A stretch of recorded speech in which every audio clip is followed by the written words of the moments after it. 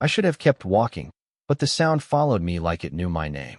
It was past midnight, the kind of cold that seeps through your jacket no matter how fast you move, and the alley behind the restaurant smelled like old rain and something I didn't want to think about. My feet aching after a double shift, my tips barely enough to cover gas, and all I wanted was my car, my bed, and silence. But the crying cut through everything, thin and broken, not loud, not desperate, just there, like it didn't expect anyone to come. I stopped, one hand still gripping my keys, heart tapping faster than it should, telling myself it was probably a stray cat. Maybe something stuck, something I couldn't fix, something I shouldn't get involved in. But the sound came again, softer this time, weaker, and something in my chest tightened in a way I couldn't ignore. I turned, slow at first, then faster, stepping toward the row of dented metal trash bins lined against the brick wall. The yellow light above flickering like it might give up at any second. I told myself I would. Just check, just look, just prove to myself it was nothing. My fingers hesitated on the cold lid before I pushed it open. The smell hit me first, sharp and sour, and then I saw it, wrapped in something too clean to belong there, too still, too small. My breath caught. I didn't move for a full second, maybe two, because my brain refused to understand what my eyes were seeing. A baby, a newborn, lying there like something forgotten, like something thrown away, his face red from the cold, his tiny fists barely moving. And then his eyes opened, and he looked straight at me, not crying anymore, just looking, like he was waiting, like he knew I was there. My heart slammed against my ribs so hard it hurt. "Oh my God," I whispered, the words barely making it out, my hands shaking as I reached in, every instinct screaming that I didn't know what I was doing, that I could mess this up, that I should call someone, that I should step back. But I didn't. I couldn't, because if I left, even for a minute, even to dial a number, something told me he wouldn't make it. I lifted him carefully, terrified. He might break, his body colder than it should be, lighter than I expected, and the second I held him against my chest, he made a small sound. Not a cry, just a breath, like he was holding on. I pulled my jacket tighter around him, trying to block the wind, trying to give him whatever warmth I had left. "It's okay," I murmured, even though I didn't know if it was, even though nothing about this was okay. I started walking, then running, my car suddenly too far away, the world too big, my thoughts racing faster than my feet. Who would do this? Why here? Why now? And why did it feel like this wasn't just a mistake, like this wasn't random, like I had just stepped into something I didn't understand, something bigger than me? I adjusted my grip, careful, protective, like I already knew I wouldn't let go. And that was the moment everything changed. Not when I found him, not when he looked at me, but when I realized I wasn't going to put him back, no matter what it cost me, no matter who he belonged to. I did not remember unlocking my car, only the sound of the door slamming and the way my hands would not stop shaking as I turned the key in the ignition, the engine coughing once before catching, the heater blasting air that was still too cold, too slow, and I kept one hand pressed gently against his back like if I let go he might disappear. "Stay with me," I whispered, even though I did not know his name, even though I did not know anything except that he was breathing, and that had to be enough for now. The nearest hospital was 12 minutes away. I knew because I had made that drive 100 times after late shifts. But tonight, every red light felt personal, every second stretching too long. I kept glancing down, terrified I would see his chest stop moving, terrified I would not notice until it was too late. But he was still there, small, fragile, his breaths uneven but real. And then I noticed it. Something wrapped around his wrist, not hospital plastic, not anything cheap. Something darker, softer, almost like fabric but stitched with a symbol I did not recognize. Sharp lines forming something deliberate, not decorative, something that did not belong on a newborn. My stomach tightened. This was not random. People did not leave babies like this without reason. People did not leave signs unless they meant something. I swallowed hard and forced my eyes back to the road. Do not think about it, I told myself, because thinking meant questions, and questions meant answers I probably did not want. The hospital lights came into view like a lifeline, bright and steady, and I pulled into the emergency entrance too fast, tires crunching against the pavement as I jumped out, holding him close. "I need help," I called before I even reached the doors, my voice louder than I expected, breaking in the quiet night. A nurse turned, then another, and suddenly everything moved quickly, hands guiding me inside. Voices asking questions I could not fully process. Where did you find him? How long was he out there? Is he breathing normally? I tried to answer, words tripping over each other. Behind the restaurant, I do not know how long. I just found him. They took him from my arms, and for a second panic surged so hard I almost reached out to pull him back, but I forced myself to let go, because this was what I came here for. This was what he needed. I stood there, empty-handed, watching as they checked him, wrapped him in something warmer, something clean, and he made a soft sound again, stronger this time, and my knees nearly gave out with relief. I pressed my hands against the counter to steady myself, my heart still racing, my mind still catching up. One of the doctors glanced at the small band around his wrist, and I saw the way his expression changed. Not fear, not exactly, but recognition, like he understood something I did not. He did not say anything, just exchanged a look with the nurse that lasted a second too long. And that was when the feeling hit me, quiet but undeniable, like a shadow moving just outside my line of sight. This was not over, not even close. I had walked in thinking I was saving a life. But standing there under those bright hospital lights, I realized I might have just stepped into someone else's story, and I had no idea how to get out.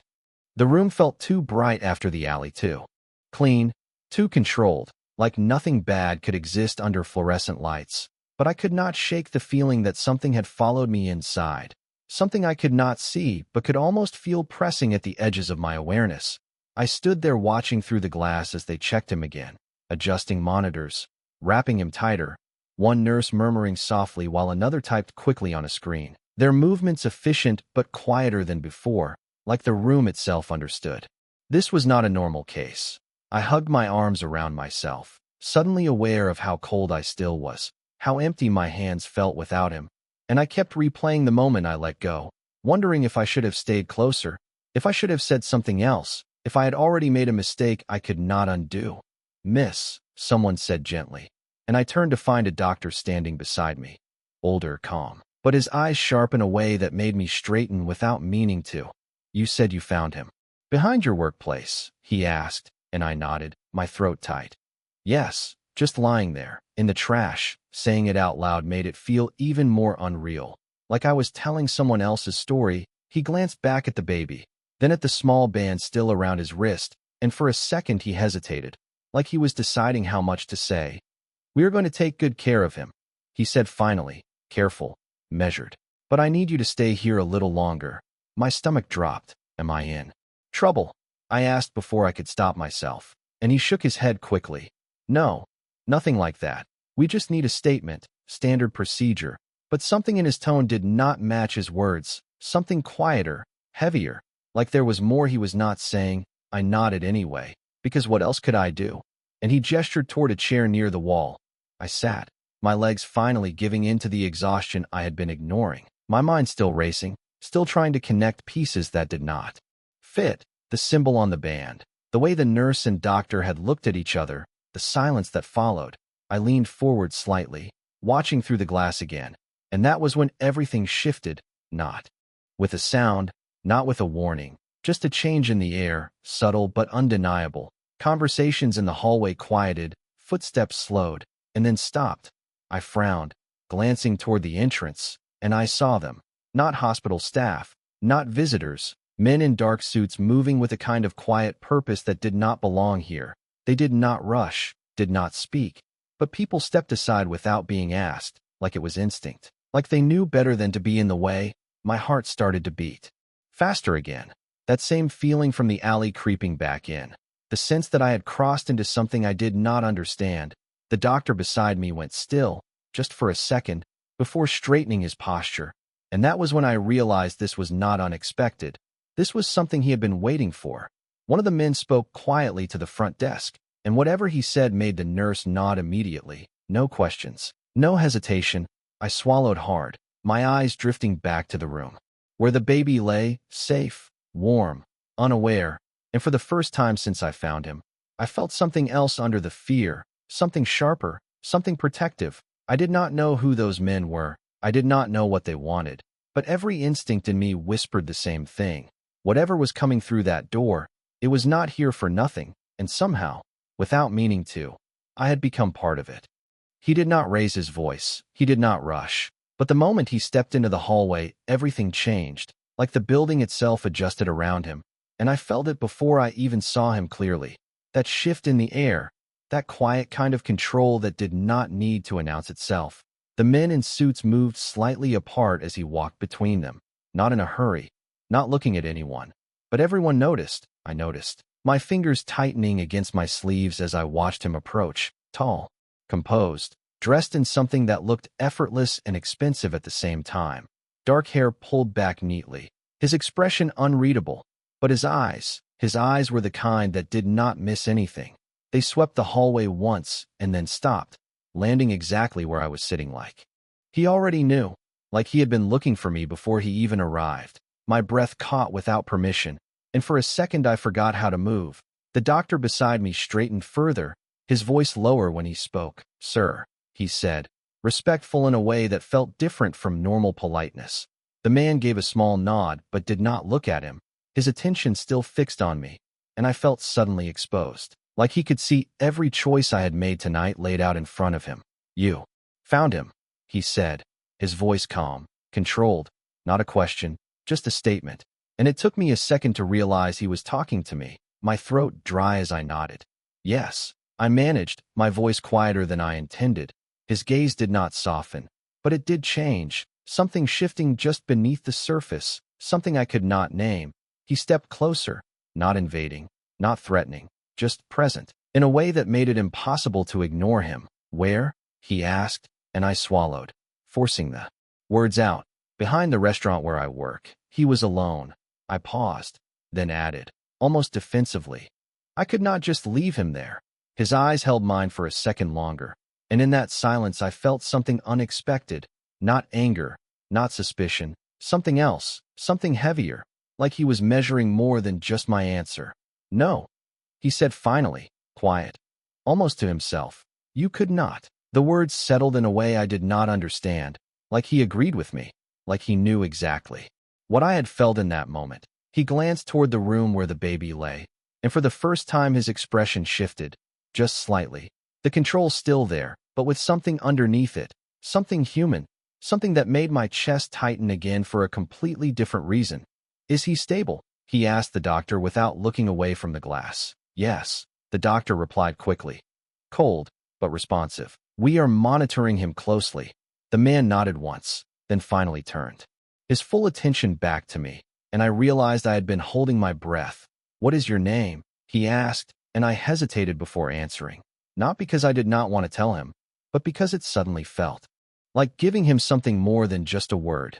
"Emily," I said, and his gaze did not leave mine. "Emily," he repeated, like he was committing it to memory, and something about that made my pulse quicken again, not fear exactly, but awareness, sharp and unfamiliar.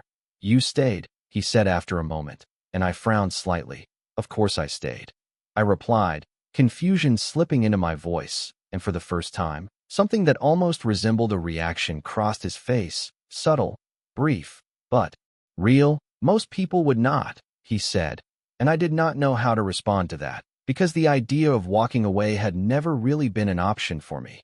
Not tonight. Not when I heard that sound. Not when I saw him. I glanced toward the room again, my chest tightening as I saw the small bundle under the lights. "Is he yours?" I asked before I could stop myself, the question slipping out, and the moment it did, the hallway seemed to go even quieter, like everyone was waiting for his answer. He did not react right away, just looked at me, steady, unreadable, and then he said it, simple, controlled, but with a weight that settled deep in my chest. "He is mine." And I felt the world shift again, because suddenly nothing about tonight felt random anymore. Not the alley, not the symbol, not the way everything had unfolded, and standing there under those bright lights, with his eyes locked on mine, I realized I had not just found a baby. I had stepped directly into someone else's world, and he was not letting me walk out of it unnoticed. The words settled between us heavier than they should have, simple but absolute, and I felt something in my chest shift as I looked back at the small room behind the glass, at the baby who had been alone just minutes ago, and now suddenly belonged to someone who carried the kind of presence that changed entire rooms without trying. I swallowed, my mind trying to catch up, trying to understand what that meant, not just for him, but for me, because I was still here, still standing in front of the man who had just claimed him without hesitation. Is he going to be okay? I asked, the question slipping out before I could stop it, because somehow that mattered more than anything else. He looked at me for a second, then back at the child, his expression unreadable again but quieter now. He will be, he said, calm, certain, like doubt was not something he entertained, and I realized he was not guessing. He was deciding. The difference made my pulse quicken again. I nodded slowly, my fingers curling into my sleeves as the weight of everything settled deeper. I should leave. That thought came clearly this time, stronger than before. Because this was not my place, not my world, and staying meant questions, complications, things I did not want to be part of, but my feet did not move. I glanced toward the room again, watching as one of the nurses adjusted the blanket around him. Careful, gentle, and something tightened in my chest again. That same instinct, that same pull that had made me stop in the alley. You found him alone, the man said, bringing my attention back to him. I nodded. Yes, my voice steadier now. No one else was there. He studied me again, not in a way that felt invasive, but in a way that felt deliberate, like every answer I gave mattered more than I understood. Did you see anyone? He asked, and I shook my head. No, just him. I hesitated, then added quietly, he was cold. The words felt too small for what I had seen, too simple, but they were all I had. Something flickered in his expression again, brief, controlled, but real, like that detail mattered in a way I could not fully grasp. He exhaled slowly, almost imperceptibly, then nodded once, as if confirming something to himself.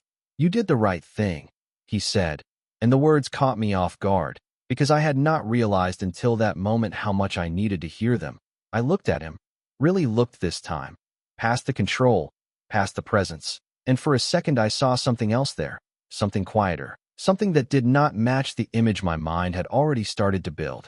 Anyone would have done the same, I said automatically, and the corner of his expression shifted just enough to tell me he did not agree. No, he said simply. They would not. The certainty in his voice made it hard to argue, and I found myself looking away first, my gaze dropping back to the floor, to my hands, still faintly trembling from everything that had happened. The hallway remained quiet, controlled, like everything was being held in place by his presence alone. I took a small step back without thinking, then another, the instinct to leave finally pushing through the weight of everything else. I should go, I said, my voice softer now, uncertain. And for the first time since he arrived, he reacted immediately, not moving, not stepping closer, but something in his gaze sharpened, focused, like the idea itself had changed something. You can, he said after a moment, calm, measured, but you will not be able to forget this. The words were not a threat, not a warning, just a statement, and that made them heavier. I paused, my breath catching slightly, because he was right. I already knew he was right. I looked back at the room one more time, at the small figure wrapped safely under the lights, and then back at him, standing there like he had always been part of this moment, like this had always been inevitable. And for reasons I could not explain, my voice came out quieter than I intended when I asked, "What happens now?" And the way he looked at me then, steady, certain, like he had already decided something I had not been part of, made my heart beat just a little faster. Now, he said, you stay long enough to understand what you walked into. The words should have made me leave. They should have pushed me out the door and back into my normal life where the biggest problem was a late shift and cold coffee. But instead I stood there, caught between instinct and something I could not explain, my fingers tightening slightly as I looked at him again, trying to understand why it felt like walking away now would not actually mean leaving. I already understand enough, I said quietly, more to convince myself than him. But he did not react the way I expected. He did not argue, did not step closer, just watched me with that same steady focus that made it impossible to ignore him. No, he said after a moment, calm, certain. You understand the part you saw, not the part that follows. Something in the way he said it made my chest tighten again, because it sounded less like a warning and more like a fact that had already been decided. I glanced toward the glass again, toward the small figure lying under the lights, safe for now, and the thought came back stronger this time. If I left, I would not know what happened to him. I would not know if he stayed safe, if anyone else came for him, if this man, this stranger who claimed him so easily, was truly the safety he promised to be. I just found him, I said, my voice softer now, uncertain in a way I did not like. I am not part of this. He studied me for a second, then shook his head slightly, almost imperceptibly. You became part of it the moment you chose not to walk away. The words landed deeper than I expected, because I knew they were true, even if I did not want them to be. I exhaled slowly, trying to steady myself, trying to find something solid in a situation that felt like it was shifting under my feet. What does that mean? I asked, and for the first time since he arrived, he did not answer immediately, his gaze drifting briefly toward the hallway, toward the men who had come with him, still positioned quietly, still watching everything without seeming to move, then back to me. It means, he said finally, that someone left him where you would find him. My stomach dropped, the idea hitting harder than anything else so far. That does not make sense, I said quickly, shaking my head, because the alternative was something I did not want to consider. He did not argue, did not push, just held my gaze, steady, unyielding. It does, he replied. You just have not seen enough yet. Silence settled between us again, heavier this time, filled with things I did not understand but could feel building. I wrapped my arms around myself, suddenly aware of how small I must look standing there, still in my work clothes, still out of place in a world that had just unfolded around me without warning. So what happens to him? I asked, my voice barely above a whisper now, because that was the only part that mattered. He followed my gaze to the glass, his expression unreadable. Again, but quieter, more controlled in a different way. He stays alive, he said, and something in the way he said it made it clear that was not just hope, it was a decision. And you, he added after a second, his eyes returning to mine, sharper now, more focused, stay long enough for me to make sure that whoever wanted you to find him does not get a second chance. My breath caught slightly, the implication settling in slowly, piece by piece, until it made my pulse quicken again, not just fear this time, but awareness, because suddenly this was not just about a baby in a hospital room. It was about why I had been there, why I had heard that sound, why I had stopped when I could have kept walking, and the realization came quietly but firmly. There was a reason, and whether I wanted it or not, I was already standing in the middle of it. The idea should have made me panic. It should have sent me running for the exit without looking back, but instead I stood there, frozen in place as his words settled deeper, slower, like they were rearranging something inside me I did not know existed. Someone wanted me to find him. I repeated quietly, more to myself than to him, trying to hear how it sounded out loud, trying to make it make sense, but it did not. Not completely. Not yet. He did not interrupt, did not correct me, just watched, like he was waiting to see how far I would go on my own. I shook my head slightly, my thoughts racing now, piecing together moments I had ignored before. The alley, the timing, the way the baby had not been hidden completely, the way I had heard him at all. That is not random, I said, my voice steadier this time. And for the first time since this conversation began, I saw something shift in his expression that looked almost like approval, small, controlled. But there, no, he said. It is not. The confirmation sent a chill through me that had nothing to do with the cold from earlier. I wrapped my arms tighter around myself, suddenly aware that the world I thought I understood had just changed in a way I could not undo. But why me? I asked, the question slipping out before I could stop it, because that was the part that did not fit, the part that made everything else feel impossible. He held my gaze for a moment longer than necessary, like he was measuring the answer or deciding how much of it I was ready to hear. That, he said slowly, is what I intend to find out. The certainty in his voice was not comforting, it was heavy. Like this was not just a question, but something that would be pursued until it had an answer, no matter how long it took. I exhaled. Slowly, my mind trying to keep up with everything at once. And that was when the door to the room opened, a nurse stepping out carefully, her expression professional but softer now. He is stable, she said, addressing the man first without hesitation, like she already knew who he was, like everyone here did. Temperature is improving, and his breathing is steady. Relief hit me before I could stop it, immediate and overwhelming. my shoulders dropping slightly as I let out a breath I did not realize I had been holding. I glanced at him instinctively, and for a second, just a second, I saw it again. That same quiet shift in his expression, not dramatic, not obvious, but real, like those words mattered more than anything else in this room. He nodded once, acknowledging the nurse, then stepped past her toward the glass, closer now, his attention fully on the child. I followed without thinking, stopping just behind him, careful not to get too close, but unable to stay away. Through the glass, the baby looked different already, warmer, calmer, his tiny chest rising and falling in a rhythm that felt steadier than before, and something in my chest eased in response. "You stayed," I said quietly, not even sure why I was saying it out loud. He did not turn, did not look away from the child. "Of course I did," he replied, like the idea of anything else had never existed. I nodded slowly, even though he could not see it, because somehow that answer told me more about him than anything else so far. Silence settled again, but it was different now, less sharp, less uncertain, like something had shifted between us without either of us naming it. I should leave. The thought came back again, softer this time, less urgent, and I realized something that made my chest tighten in a completely different way. I was not staying because he told me to.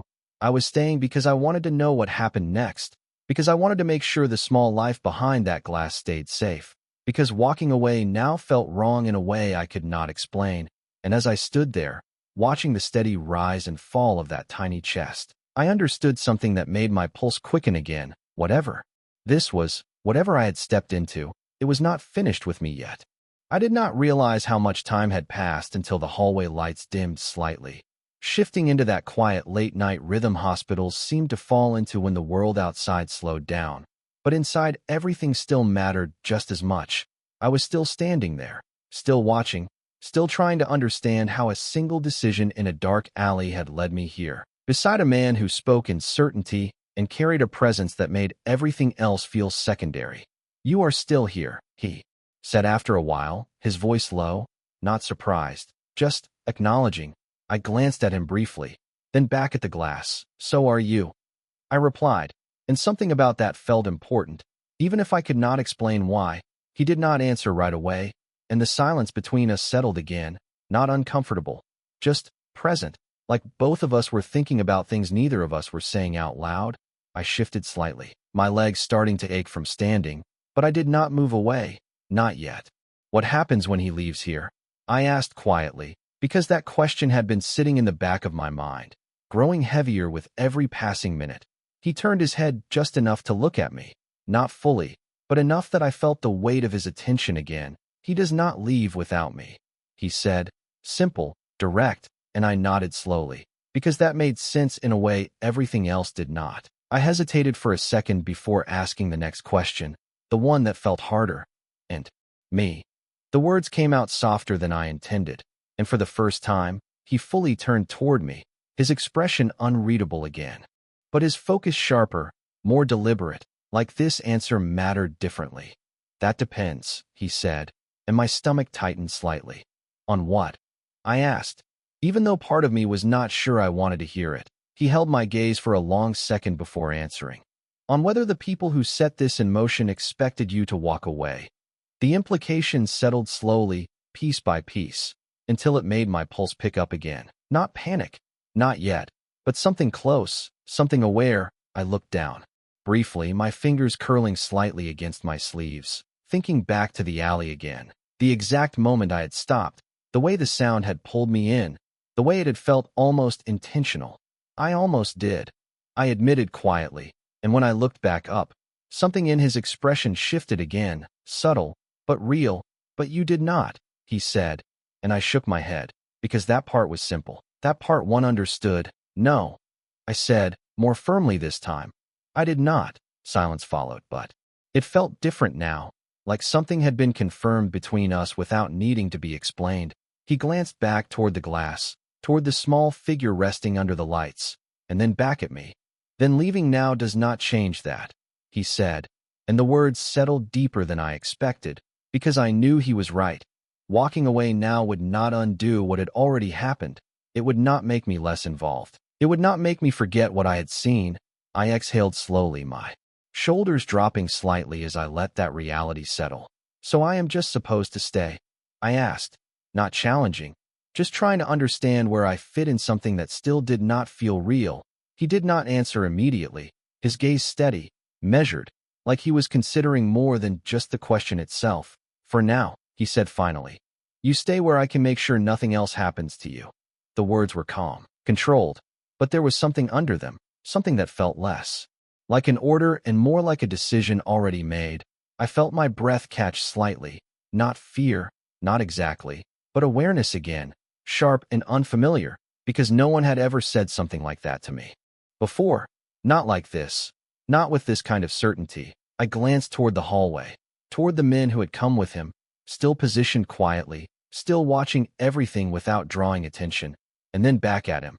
"You cannot control everything," I said before I could stop myself, and for the first time, something almost like a reaction crossed his face, not anger, not offense, just something that acknowledged the truth in that statement.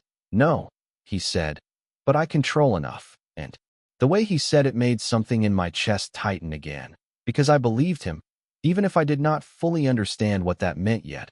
I looked back at the glass one more time, at the small life that had somehow connected us in a way neither of us had planned, and I realized something that made my pulse quicken again. This was not just about staying safe. This was about being pulled into something that had already begun before I even knew it existed, and standing there beside him, under the quiet hum of hospital lights, I understood one thing clearly. Leaving was no longer as simple as walking out the door. I thought the night would slow down after that things would settle into something predictable, but instead it felt like everything was just beginning, like I had stepped onto a path that had already been set in motion long before I ever heard that first cry. The hospital remained quiet, controlled, but beneath it there was something else now, something I could not name but could feel building. I leaned slightly against the wall, exhaustion finally catching up to me, but my mind refused to rest, every detail replaying, every moment stacking on top of the last, and no matter how I looked at it, it all led back to the same point. I had been there for a reason. "You are thinking too much," he said quietly, and I glanced at him, surprised he noticed. "I do not think I am thinking enough," I replied, because nothing about this felt simple anymore. He studied me for a second, then nodded slightly, like he understood that more than I expected. "That is fair," he said, and for a moment the tension between us shifted again, less sharp, more balanced. I exhaled slowly, letting my head rest back against the wall for just a second, my eyes drifting toward the glass again, toward the small figure that had changed everything. "What is his name?" I asked, the question coming out softer than I intended, and for the first time since he arrived, there was a pause in his response that felt different, not calculated, not controlled, just real. He looked at the child for a long second before answering. "Noah," he said quietly, and something about the way he said it made my chest tighten again, like the name carried more than just sound.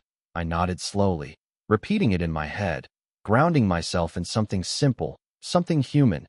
"Noah," I echoed under my breath, and for a second, everything else faded, the questions, the tension, the uncertainty, leaving just that, a name, a life, a reason. I pushed myself off the wall, stepping a little closer to the glass again. Careful, deliberate, like the distance mattered less now. "He is lucky," I said, without thinking, and when I looked back at him, his gaze was already on me, sharper now, more focused. "Why?" he asked, and I hesitated for a second before answering. "Because the truth felt bigger than the moment. Because someone came for him," I said simply, and for a second, something shifted in his expression again, something deeper this time, something that felt almost like understanding or maybe recognition. He nodded once, slow, deliberate, then looked back at Noah. "Yes," he said, "he is." Silence followed, but it was different now, not heavy, not uncertain, just present, like both of us were standing in the same moment for the same reason. I wrapped my arms around myself again, not from the cold this time, but from the weight of everything settling into place. I could still leave, technically. I could walk out, get in my car, drive home, pretend none of this had happened, but I already knew that was not real, not anymore, because even if I left, this would stay with me. The sound, the alley, the look in his eyes, The way everything had shifted the moment I chose not to walk away. I glanced at him one more time, really looking this time, past the control, past the presence, seeing the quiet certainty underneath it all, and I realized something that made my pulse steady instead of race. This was not chaos, not completely. There was order here, intention, something guiding what happened next, even if I did not fully understand it yet. So I stay, I said finally, not as a question, but as a decision, and he looked at me, holding my gaze for a long second before nodding once. For now, he said, calm, certain, and for the first time since this night began, I did not feel like I was standing on the edge of something unknown. I felt like I had stepped into it, fully, completely, and there was no going back, not because he would not let me, but because part of me no longer wanted to leave. I looked back at Noah one last time, watching the steady rise and fall of his chest, and a quiet thought settled in my mind, clear and undeniable. I found him in the dark, but whatever came next, I was not the only one who had been waiting for that moment.